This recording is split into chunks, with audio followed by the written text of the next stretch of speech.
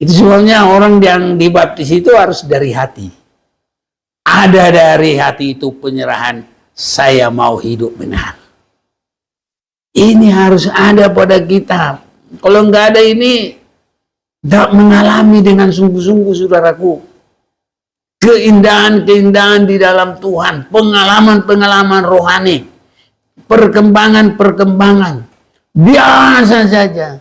Loh, jadi bagaimana ketuhanan?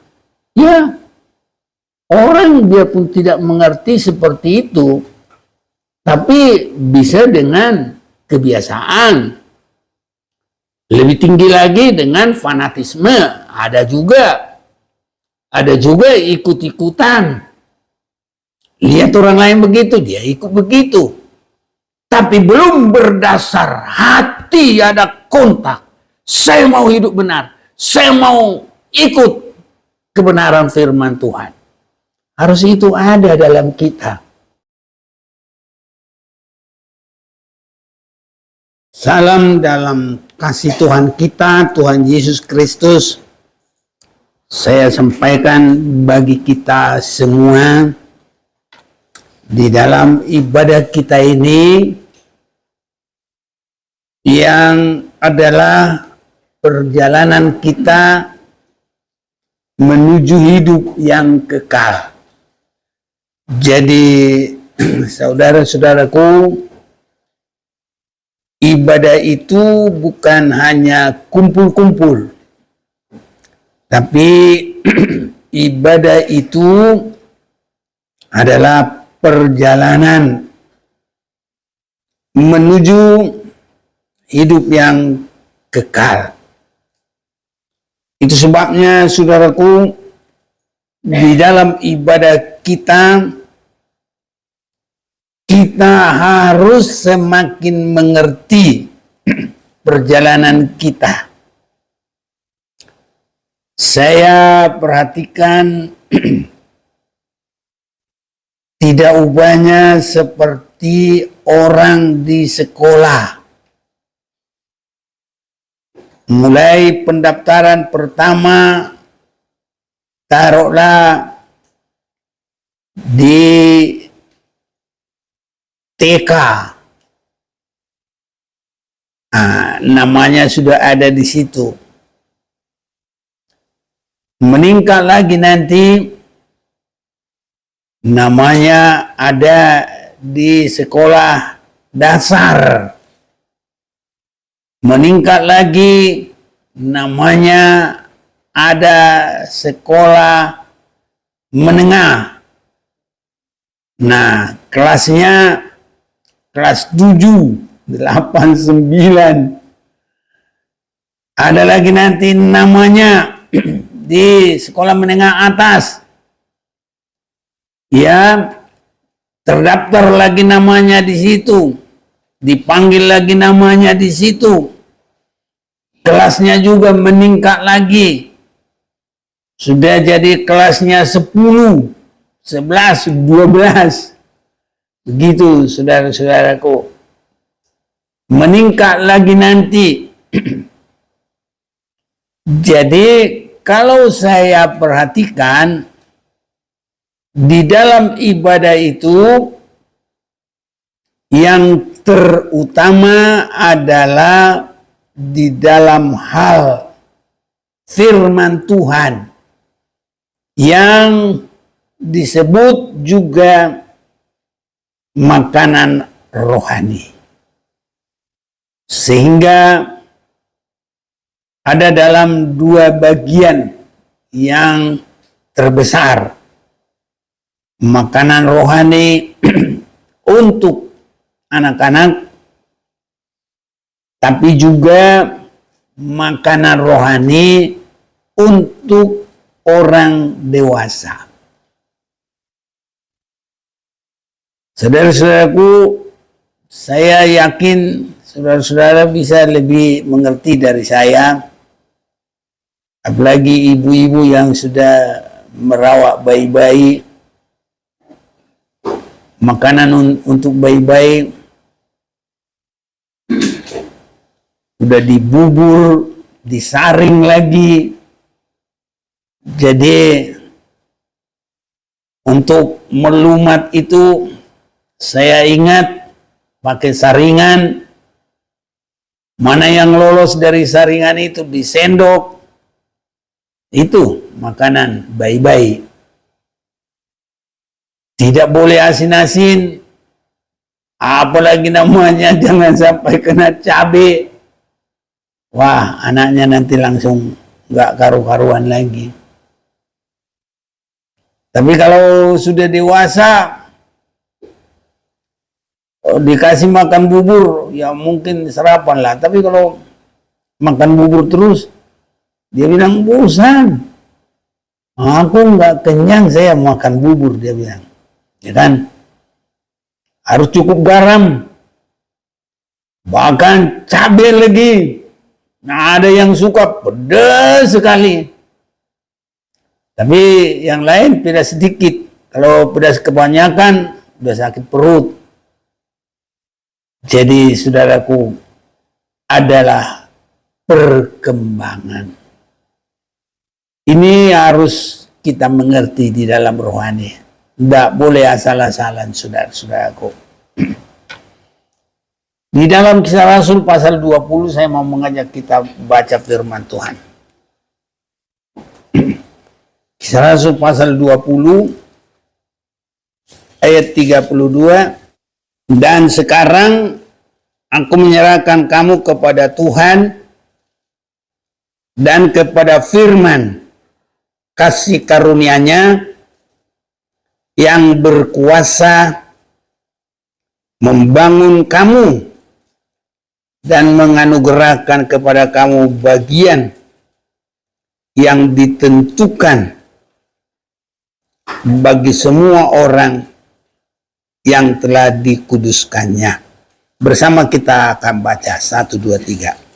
Dan sekarang aku menyerahkan kamu kepada Tuhan dan kepada firman kasih karunia-Nya yang berkuasa membangun kamu dan menganugerahkan kepada kamu bagian yang ditentukan bagi semua orang yang dikuduskannya.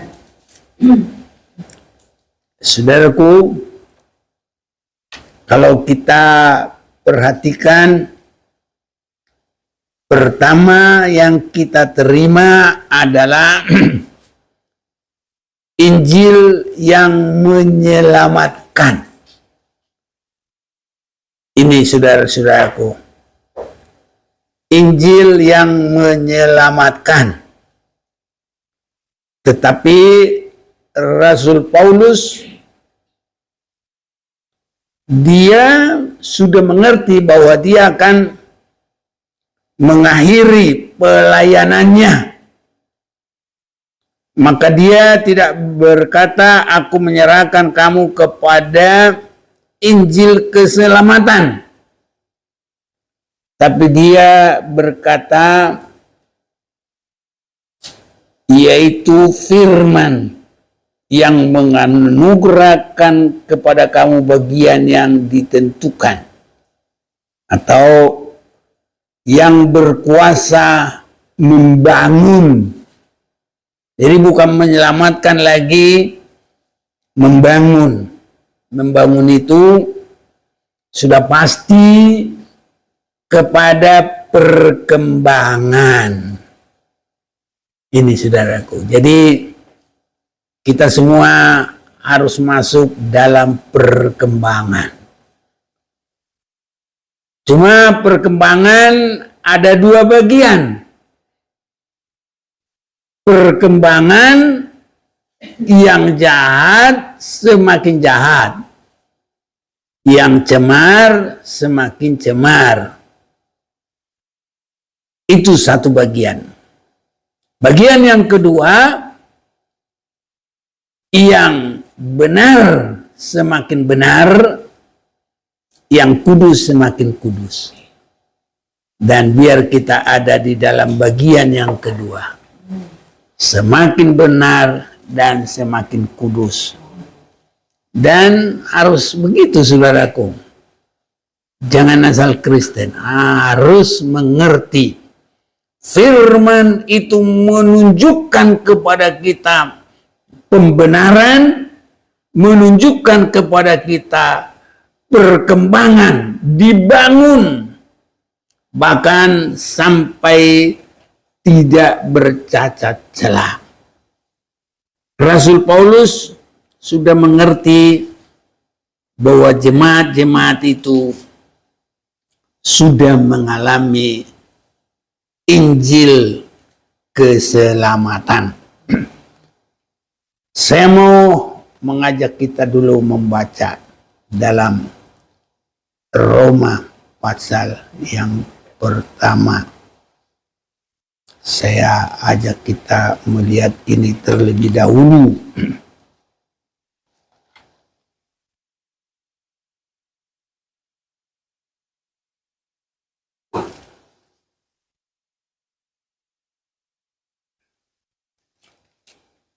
Ya boleh kita lihat dulu ayat 16. Sebab aku mempunyai keyakinan yang kokoh dalam Injil, karena Injil adalah kekuatan Allah yang menyelamatkan setiap orang yang percaya, pertama-tama orang Yahudi, tetapi juga orang Yunani. Jadi saudara-saudaraku, penyelamatan itu artinya kita dalam permulaan harus ada satu penyerahan, harus ada tekad menerima Yesus supaya dosa kita dikuduskan dan supaya kehidupan yang lama yang dalam kutuk-kutuk itu boleh dihapus. Dan kita mempunyai predikat di sana, manusia baru. Yang lama sudah berlalu, yang baru sudah datang. Jangan saudaraku kita sampai sudah lama nggak mengerti dan tidak berpengalaman menjadi manusia baru. Rugi saudaraku. Dan Kristen yang demikian dipermainkan setan, dipermainkan hanya agama ikut-ikutan, dipermainkan hanya kebiasaan, hanya fanatisme, bukan satu pengalaman, bukan satu kebenaran benar-benar bagaikan berjalan seperti bangsa Israel berjalan. Pertama dari Mesir, selanjutnya mereka melalui Laut Merah, Laut Teberau, Laut Kolsom, itulah semua itu sama itu. Ya, jadi itu saudaraku bagi kita firman Injil yang menyelamatkan. Dan sebagai puncaknya di sana, bagaikan kita melewati Laut Merah itu, Laut Kolsom.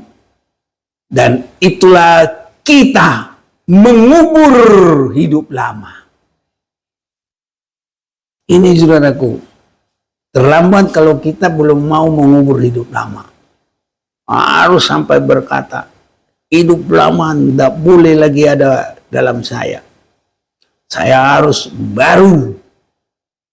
Saudaraku, kalau itu terjadi bagi kita, yakinlah Tuhan buka jalan semua. Dalam hal apapun. Ya.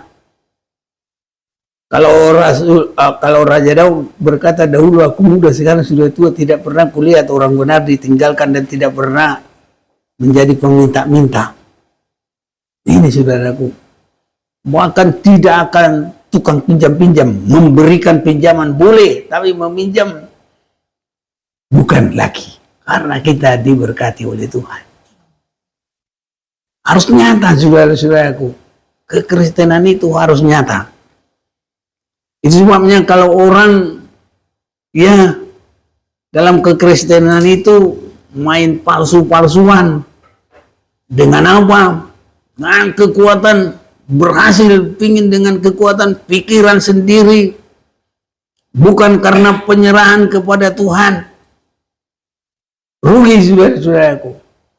Dan kalaupun kelihatan sebentar itu seperti, karena orang jahat itu bisa kelihatan cepat dia berkembang, tapi tidak damai sejahtera.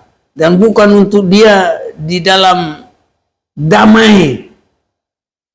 Justru harta yang banyak, tapi tidak di dalam kebenaran, semakin membawa dia jauh dari Tuhan. Itu bisa saudara-saudaraku. Tapi kalau kita mau hidup benar dalam pemeliharaan Tuhan, apa yang kita miliki semua di dalam damai sejahtera yang dari Tuhan, membawa kita semakin maju dalam Tuhan. Indah saudara-saudaraku. Itu sebabnya harus semua kita berpengalaman. Yang muda, yang tua, semua sama dengan orang Israel, semua keluar dari Mesir. Kalau dia masih baik, kira-kira jalan atau bagaimana? Digendong, bawa. Nah, hanya kita ini, adakah yang sudah berjiwa orang tua ingin menggendong orang? Sering sekali saudaraku, belum sampai kepada memperhatikan orang lain. Boro-boro perhatikan orang lain, diri sendiri aja belum diperhatikan, dibiarin aja saudaraku. Ya, tapi kalau kita sudah mengalami dibebaskan oleh Tuhan dan kita kuat, gendong yang tidak kuat. Haleluya. Nah, itu sudah peningkatan saudaraku, walaupun masih baru keluar dari Mesir. Inilah keindahan. Kita yang masih digendong, apa yang sudah berani menggendong? Ini. Jadi artinya kita mau jalan aja belum bisa. Apalagi bawa orang, saudaraku, menguatkan sesama, mendukung sesama, ya kan? Ini saudara-saudaraku yang kekasih. Itu sebabnya harus sampai mengalami pengalaman yang lama sudah berlalu, yang baru sudah datang. Harus kita punya pengalaman yang seperti itu.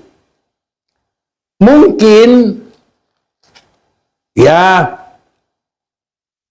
kita sudah dibaptis, tapi ada juga mungkin yang belum juga. Rugi saudaraku kalau enggak mengalami semua kebenaran firman. Roma pasal 6. Mulai ayat yang ketiga. Atau tidak tahukah kamu bahwa kita semua yang telah dibaptis di dalam Kristus telah dibaptis dalam kematiannya? Ini baptisan yang di dalamnya kita sudah mengerti penebusan darah Yesus, yang di dalamnya kita menyerahkan hidup yang dibaharui. Jadi harus ada kontak hati kita kepada Tuhan. Kalau anak-anak saudaraku nggak ada kontak hati, yang ada kontak fisik. Kalau kita gini-gini, ketawa dia, gitu saudara-saudaraku. Tapi kalau dia yang mengerti ya apa yang diketawain, ada yang lucu, nggak tahu dia. Tapi kalau dia kadang ketawa sendiri bisa. Kadang kita lihat anak-anak lucu juga. Dia tidur tapi dia ketawain kita. Bisa juga saudara. Tapi itu bukan dari hati, karena hati belum. Itu sebabnya orang yang dibaptis itu harus dari hati.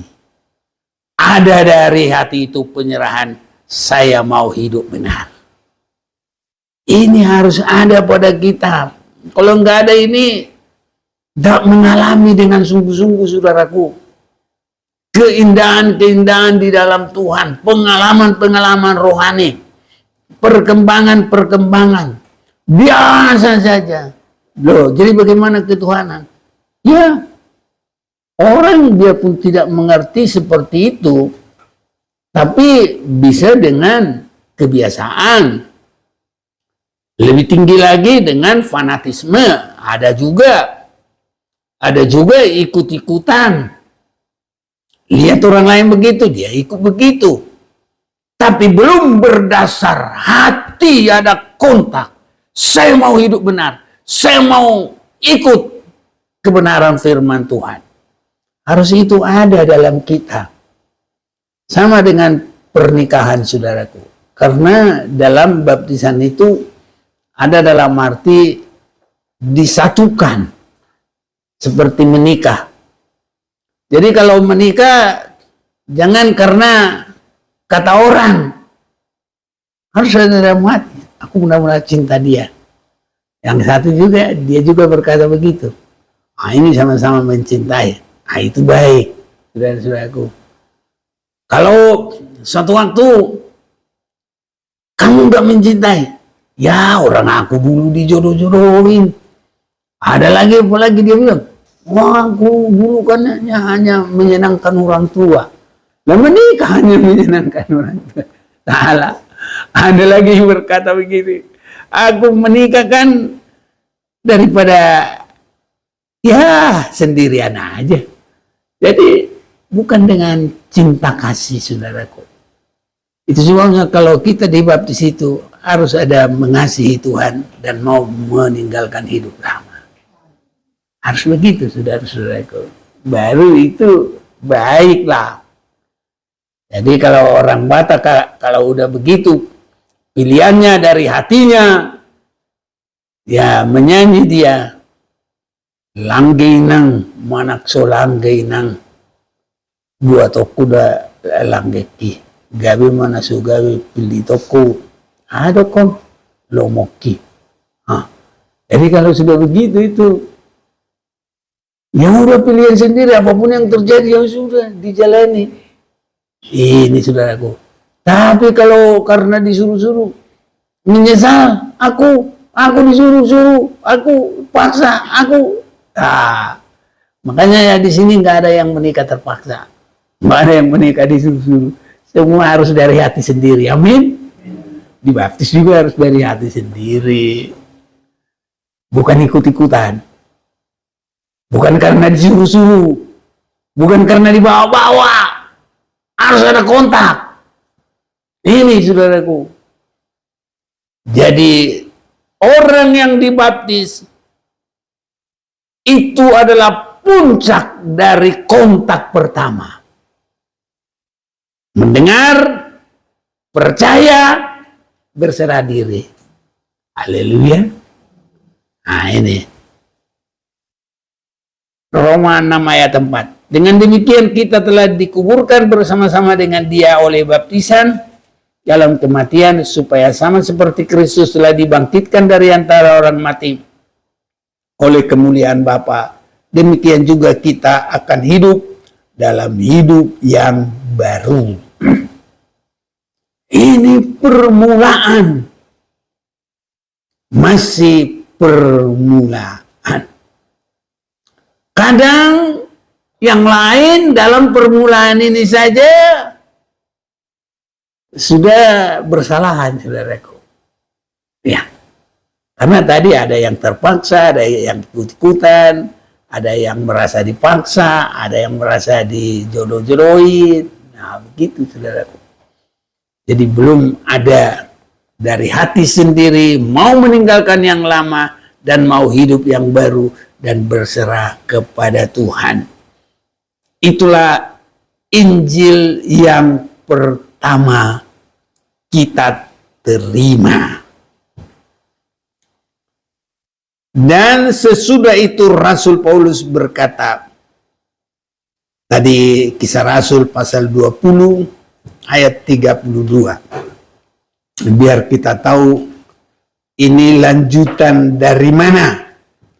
Dan sekarang aku menyerahkan kamu kepada Tuhan dan kepada firman kasih karunia-Nya yang berkuasa membangun dan menganugerahkan kepada kamu bagian yang ditentukan bagi semua orang yang dikuduskannya. Jadi untuk kita boleh mendapat dalam kebangkitan orang-orang kudus, untuk kita masuk dalam kerajaan 1000 tahun. Itu yang pertama. Di dalam kerajaan 1000 tahun kita ada kedudukan.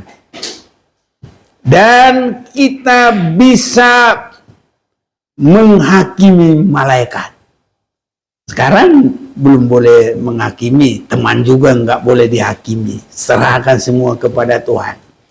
Tapi pada masanya nanti memang Tuhan akan membiarkan itu terjadi, sama seperti murid-murid Tuhan pernah berkata,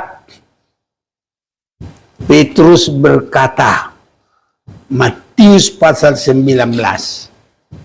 Matius 19 ayat 27. Lalu Petrus menjawab dan berkata kepada Yesus, kami ini telah meninggalkan segala sesuatu dan mengikuti Engkau. Jadi apakah yang kami peroleh?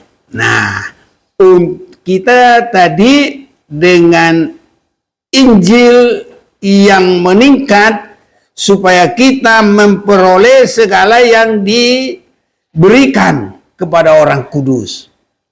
Ayat 28.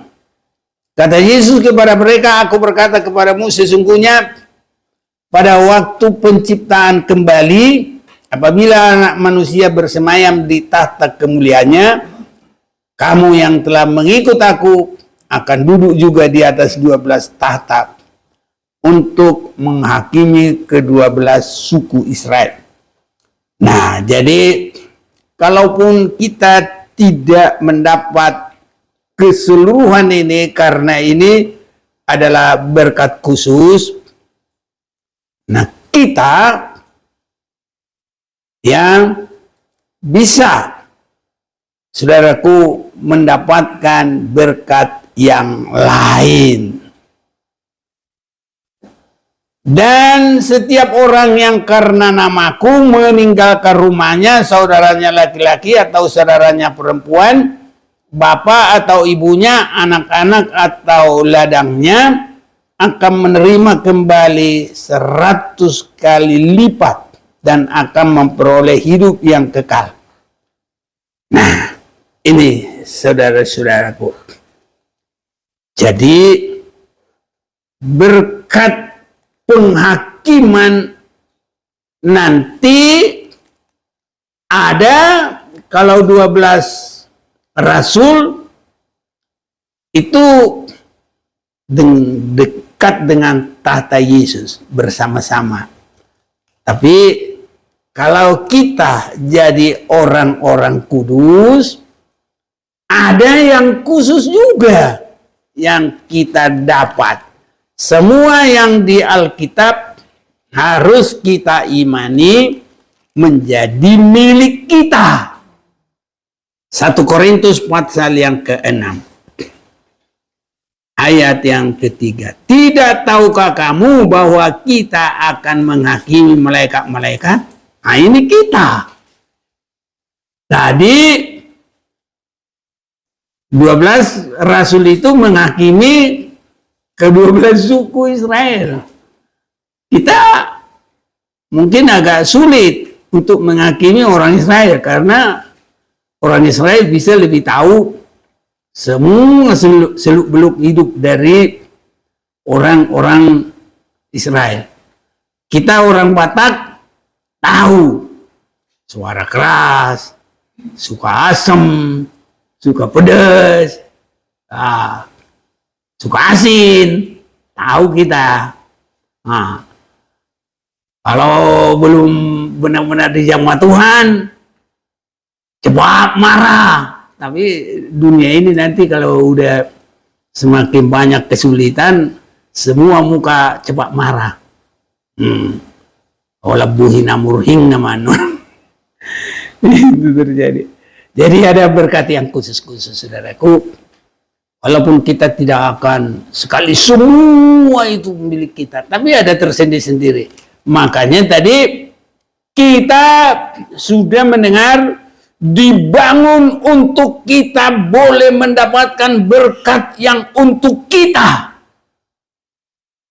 Nah ini saudaraku, jadi semuanya ada. Kita harus mengikuti perjalanan bagaimana kita nanti.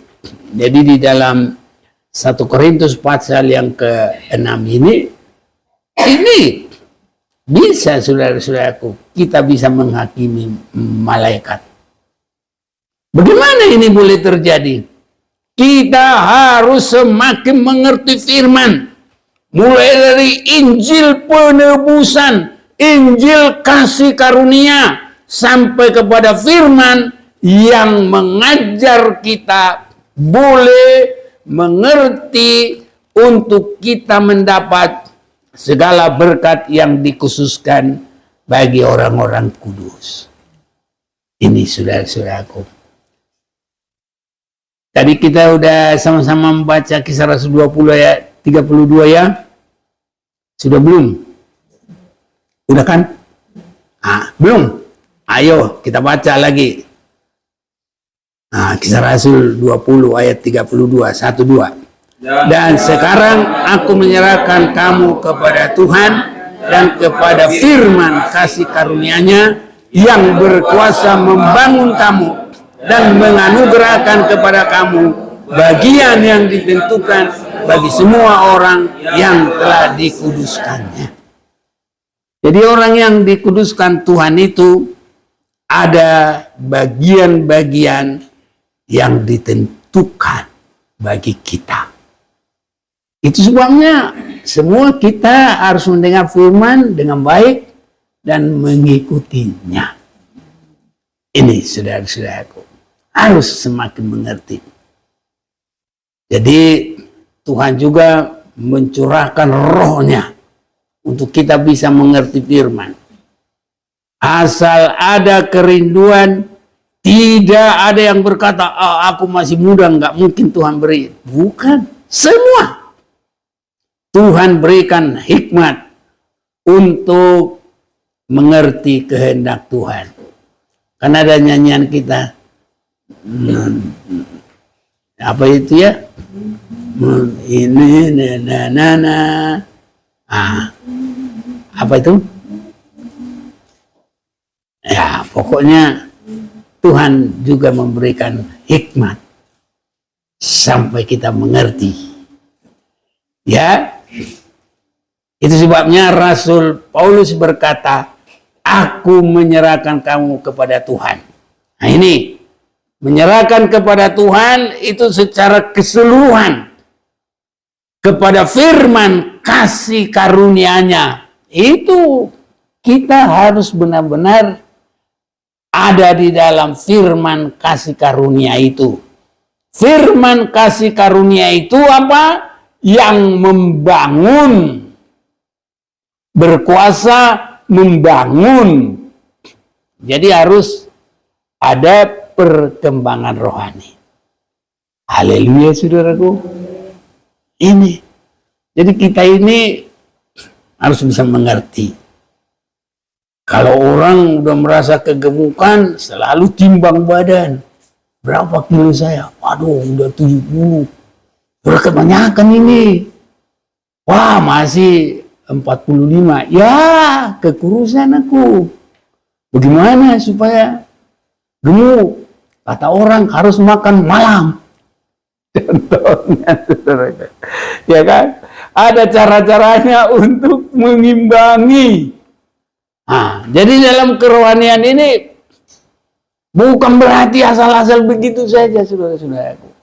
Harus semakin teliti. Jadi kita diserahkan kepada firman yang membangun. Harus sampai merasakan ada perkembangan. Untuk ada dalam perkembangan, jangan takut. Kadang dicemooh. Tapi orang yang cari pengajaran, jangan takut kalau dicemooh. Orang yang hidup dalam pengajaran, jangan takut kalau ada ujian dan cobaan. Untuk kita benar-benar di dalam pengalaman pengajaran itu, ya bisa saja kita mengalami ada kadang topan, lebih kencang lagi badai, ya. Tapi kalau bersama dengan Tuhan jangan khawatir.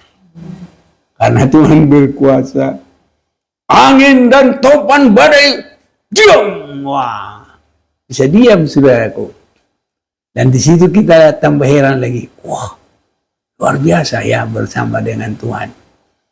Melewati badai pun tidak apa-apa. Nah, kita semakin bersuka cita. Firman yang hidup itu kita semakin rasakan. Oh benar, oh begitu perjalanan. Harus sampai mengerti saudaraku, firman kasih karunia yang berkuasa membangun dan sampai kita sampai di anugerah bagian yang ditentukan bagi semua orang yang telah dikuduskannya. Jadi kebangkitan orang benar itu untuk masuk kerajaan 1000 tahun, kebangkitan orang benar. Kebangkitan itu sudah merupakan pemisahan, penyaringan, karena tidak sama kebangkitan semua orang. Kebangkitan orang benar disebut kebangkitan yang pertama. Tapi kebangkitan orang yang tidak di dalam Tuhan itu kebangkitan yang menyusul. Tapi bukan untuk kepada berkat Tuhan, tapi untuk menjadi tentara iblis dan terhukum selama-lamanya. Kiranya kita tidak ada yang ke situ. Kebangkitan yang pertama menerima segala sesuatu yang ditentukan oleh Bapa bagi kita semuanya. Wahyu pasal yang ke-20 ini kita akan baca ayat yang ke-6. Berbahagia dan kuduslah ia yang mendapat bagian dalam kebangkitan pertama itu. Kematian yang kedua tidak berkuasa lagi atas mereka, tapi mereka akan menjadi imam-imam Allah dan Kristus. Dan mereka akan memerintah sebagai raja bersama-sama dengan dia 1000 tahun lamanya. Jadi kita sedang diserahkan sekarang kepada firman untuk kita dibangun sampai kita mendapat bagian bagi semua orang-orang yang dikuduskan. Haleluya. Nah ini, saudaraku, biarpun bagaimana kita nggak boleh keluar dari firman. Membagi buta, wah aku masuk ke surga nanti. Bukan begitu. Tapi mari kita saling mendukung. Bila ada yang suka saudaraku, mari kita saling sharing. Haleluya. Nggak ada yang merasa udah hebat. Bukan begitu saudaraku. Dan tidak ada yang kita malu-malu. Tadi kita sudah baca, kita diserahkan kepada firman kasih karunia yang berkuasa membangun dan menganugerahkan kepada kamu bagian yang ditentukan bagi semua orang yang telah dikuduskan. Itu juga adalah kebangkitan orang-orang yang dikuduskan. Kalau kita mau dikuduskan, ya bagian kita. Kalau kita nggak mau, ada saudara-saudaraku beribadah terus, tapi nggak merasa dikuduskan. Nggak ada pengalaman. Tapi kita belum terlambat. Sekarang kita bisa berpengalaman. Orang yang dikuduskan. Haleluya. Jadi firman Tuhan juga jangan sampai nggak didengarin, saudaraku. Allah, ngomong aja kau situ. Apalagi bahasa Betawinya, ngoceh aja. Lu ngoceh aja di situ. Jangan, saudara-saudaraku. Kita harus mendengarkan dengan baik. Tuhan tidak akan langsung berfirman lagi kepada kita. Berdoa supaya di dalam penggembalaan itu ada firman yang benar-benar dibukakan oleh Tuhan, diberikan oleh Tuhan. Dan kalau kita sudah melihat ini, rangkaian dari firman Tuhan itu, bagian bagi orang yang dikuduskan, itu adalah kebangkitan orang yang pertama. Haleluya, saudaraku. Kebangkitan orang yang pertama untuk jadi imam-imam dan bersama dengan Yesus memerintah. Di surga nggak ada memerintah. Jadi memerintah di mana? Dalam kerajaan 1000 tahun damai. Haleluya. Semoga kita semua ada nama di situ. Haleluya. Amin. Saudara yakin? Harus yakin. Harus yakin, saudaraku. Bahkan kata orang sono, bukan yakin saja, tapi hakul yakin. Amin, saudaraku. Ya, mantap. Berbahagia dan kuduslah ia yang mendapat bagian. Ini bagian, saudaraku, dalam kebangkitan pertama itu. Kematian yang kedua tidak berkuasa lagi atas mereka, tapi mereka akan menjadi imam-imam Allah dan Kristus. Imam-imam itu artinya pelayan-pelayan Tuhan. Kita berharap kepada Tuhan. Majikan kita bukan orang. Dan kita bukan imam-imamnya pendeta atau organisasi. Tapi kita adalah imam-imam Allah. Haleluya. Agak susah ya kalau imam-imam Allah. Kalau imam-imam Allah berharap kepada Allah dan yakin pasti diberkati oleh Allah.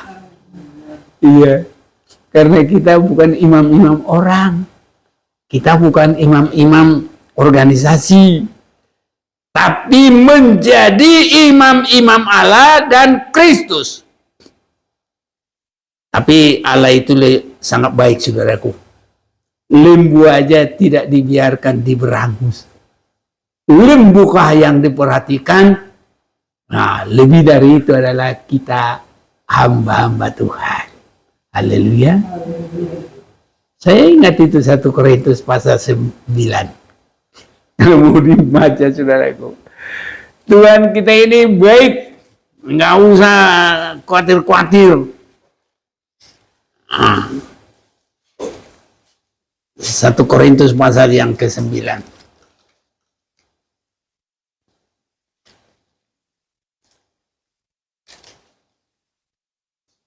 Ayat yang ke-9. Wah, 99 ya. Sebab dalam hukum Musa ada tertulis, janganlah engkau memberangus mulut lembu yang sedang mengirik. Jadi yang sedang bekerja. Karena dia binatang nggak disebut melayani. Tapi kalau kita umat Tuhan, ya melayani. Itu sama, saudaraku. Lembukah Allah yang perhatikan? Bukan, saudaraku. Itu gambaran yang Tuhan perhatikan adalah saya dan saudara. Pasti diberkati oleh Tuhan. Dan saudaraku, saudara yang mau memperhatikan, saya mau hidup benar.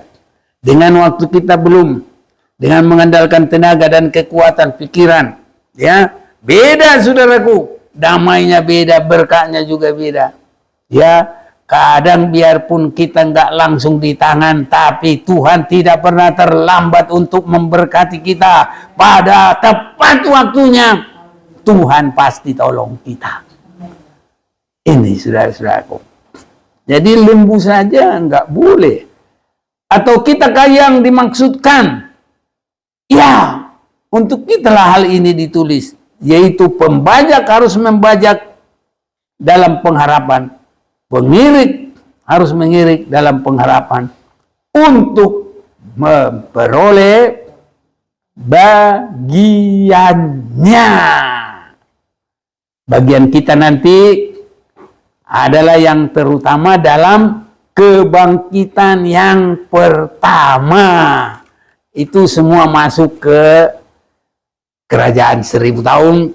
Habis itu nanti kepada Yerusalem baru.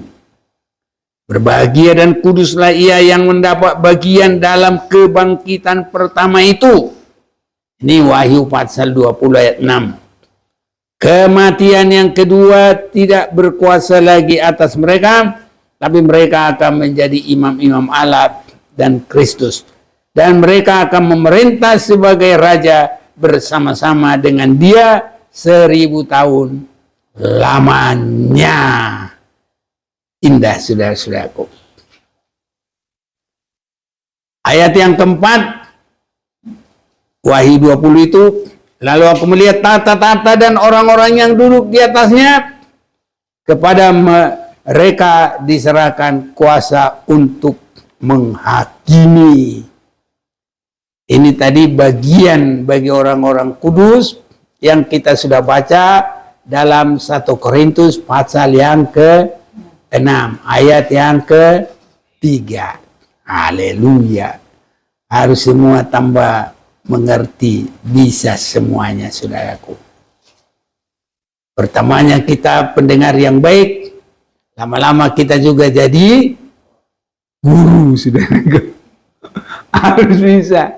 Itu peningkatannya. Haleluya. Nah, kalaupun tidak jadi gembala, guru sisuk kunon. Tahu guru sisuk kunon? Membimbing, saudaraku. Membimbing di keluarga, membimbing di kerabat, membimbing orang sejawat. Bisa, saudaraku. Ya, ini. Jadi kalau kita sudah semakin dengar firman, masa nggak bertumbuh, nggak berkembang? Harus berkembang, saudaraku. Malah nanti kalau kita nggak kembangkan, nggak kita keluarin, wah, kita makan aja kekenyangan. Harus dikeluarin. Walaupun nggak benar-benar keluar, tapi waktu kami dulu masih kecil, kalau kekenyangan, aduh, kekenyangan sakit perut. Wah, datang mama kami, sacoduk di sianu, sacoduk di anggina, sacoduk di botona, sacoduk. Malu? Sudah. Ya begitulah dulu. Gitu saudara-saudara. Makanya gemakan firman Tuhan. Kita dengar, sampaikan lagi kepada orang lain. Wah, itu sehat, saudara-saudaraku. Ini. Kalau udah tua, memang nggak bagus donor darah, nggak boleh lagi, nggak darah yang segar, nggak darah yang sehat, udah segala macam lah. Tapi kalau masih darah segar, saudaraku, orang yang donor darah itu bukan tambah sakit, sehat, saudaraku. Dan dia juga sudah mendukung dan membantu orang lain. Jadi kepada mereka diserahkan kuasa untuk menghakimi. Aku juga melihat jiwa-jiwa mereka yang telah dipenggal kepalanya karena kesaksian tentang Yesus dan karena firman Allah. Yang tidak menyembah binatang itu dan patungnya, dan yang tidak juga menerima tandanya pada dahi dan tangan mereka, dan mereka hidup kembali dan memerintah sebagai raja bersama-sama dengan Kristus untuk masa 1000 tahun. Jadi orang-orang dalam penyaringan kedua, penyaringan pertama, orang benar yang mencapai kepada titik yang ditentukan adalah kebangkitan orang-orang benar. Kalau ini sewaktu hidupnya diukur tapi tidak masuk ukuran, untuk mendapat keselamatan harus diserahkan ke antikris dan harus bertahan sampai darah penghabisan. Nah ini jadi penyaringan yang kedua, saudara-saudaraku. Tapi dalam kebangkitan yang pertama saja susah, apalagi yang kedua ini, saudaraku. Guru. Tapi semogalah kita semua, kalau Tuhan sudah merasa kita cukup di bumi ini, kalau kita nanti kebangkitan adalah kebangkitan orang yang dikasihi Tuhan. Diberkati. Kalau boleh, walaupun selamat, tapi jangan yang dipenggal kepalanya. Karena itu udah benar-benar sakit, saudaraku, ditebus oleh darah sendiri. Jadi kita sudah mendengar bagian orang-orang yang Tuhan tentukan. Jadi firman yang kita terima sekarang adalah pembentukan rohani masuk dalam ukuran Tuhan supaya mendapat bagian yang ditentukan bagi orang-orang kudus.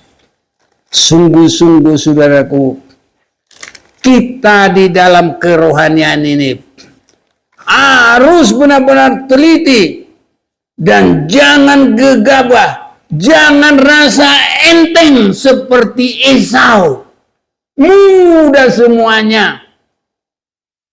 Ya, karena hidupnya hanya dari berburu. Orang bilang aku pilih Esau karena Esau cepat-cepat. Ya, iblis lagi lebih cepat-cepat. Tapi di dalam kecepatan apa? Untuk melawan Tuhan. Untuk membuat perbuatan-perbuatan yang tidak menyenangkan Tuhan. Itu kecepatan dari iblis. Tapi kalau kita cepat untuk melakukan firman, cepat untuk menerima firman, cepat untuk melakukan yang sungguh-sungguh membawa kita kepada perjalanan yang benar dan sampai diberkati oleh Tuhan. Itu yang kita butuhkan, saudaraku. Jadi jangan tertipu. Yang penting cepat-cepat. Iya. Yang paling cepat itu kalau lomba itu iblis lebih cepat. Tapi arahnya dia, saudaraku, kepada kemauannya. Dia kepada kesombongan, kepada keinginannya. Dan dia cepat juga untuk melawan Tuhan. Tapi kalau kita, saudaraku, sedikit berkata-kata, cepat mendengar, cepat melakukan firman Tuhan. Supaya kita dibangun sampai mendapat bagian orang-orang yang dikuduskan. Kalau kepada hal ini kita berserah, semua kita indah, saudaraku. Kalau udah mengerti mulai dari muda dan penyerahan yang baik, banyak yang muda yang mengikut, saudaraku. Timotius itu orang yang sangat muda, ya. Jadi kita biarpun masih muda, jangan kita dipermudah, saudaraku. Orang harus lihat kita, jemaat orang sana biar muda pun mantap, harus begitu, saudaraku. Haleluya. Ya. Apalagi kalau kita sudah juga di dalam berumur, kita harus ingat nyanyian, hidup ini adalah kesempatan. Kalau lihat kesempatan, belum tentu ada kesempatan yang kedua. Ya, kalau masih ada kesempatan yang kedua tadi, itu adalah kesempatan yang sangat menyakitkan. Haleluya. Apa itu tadi? ditebus oleh darah sendiri. Walaupun masih ada kesempatan kedua. Tapi kalau kita dalam kesempatan yang pertama adalah kebangkitan yang dikasihi Tuhan, berharga di mata Tuhan.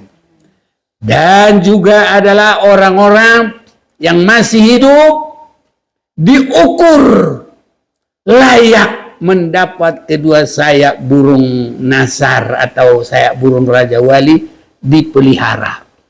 Kalaupun nanti Kristus ada berkuasa di bumi, tapi orang-orang yang masuk dalam ukuran Tuhan mendapat sayap burung nasar itu, dia masuk dalam pemeliharaan. Jadi ada pemeliharaan di padang belantara, ada pemeliharaan di dalam kerajaan 1000 tahun. Pemeliharaan di padang belantara lamanya 3,5 tahun. Di bumi iblis menguasai sepenuh. Jadi orang-orang benar masuk juga itu dalam pengudusan. Ada pengudusan tersendiri. 3,5 tahun dalam pemeliharaan Tuhan. Ini saudaraku. Supaya nanti kalau Tuhan datang, ini semua naik. Nah, terangkat saudara-saudaraku. Jadi orang-orang yang mati itu juga nanti juga terangkat.